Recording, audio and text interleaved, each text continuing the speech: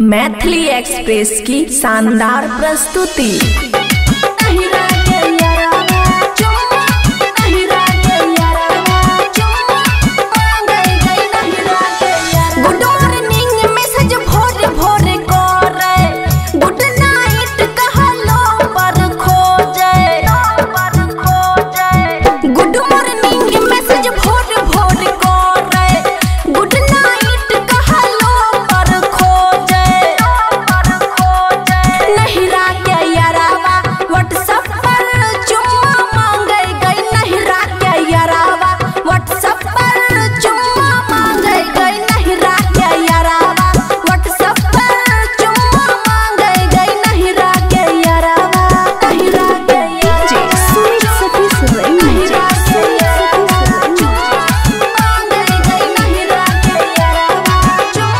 खुशी recording studio बलुआ।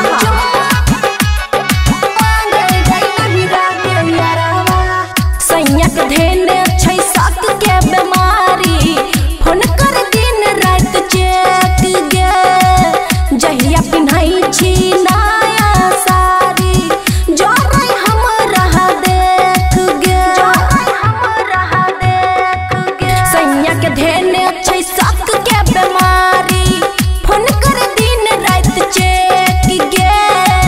जहिया पिन्हई छी नया साड़ी, जोरै हमरा देख गे। सिसैक हमर यारा बहाका नै, अखनो धैर हमर हेले का नै।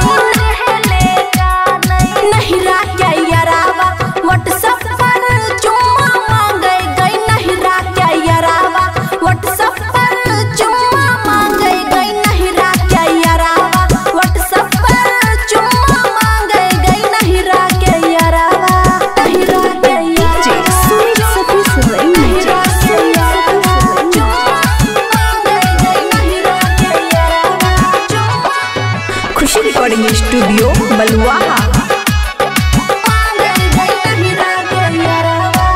बबुआ राहुल के कोना समझाबी, भेलिए दोसर के धन गे।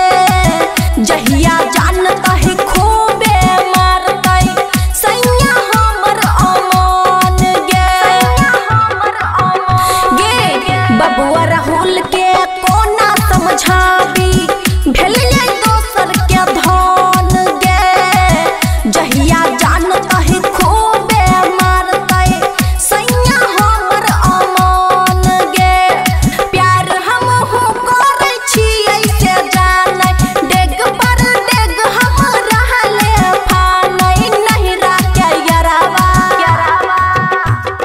नहिरा के यारावा व्हाट्सएप पर चुम्मा मांगे गई। नहिरा के यारावा व्हाट्सएप पर चुम्मा मांगे गई। नहिरा के यारावा व्हाट्सएप पर चुम्मा मांगे गई। नहिरा के यारावा खुशी रिकॉर्डिंग स्टूडियो बलुआ।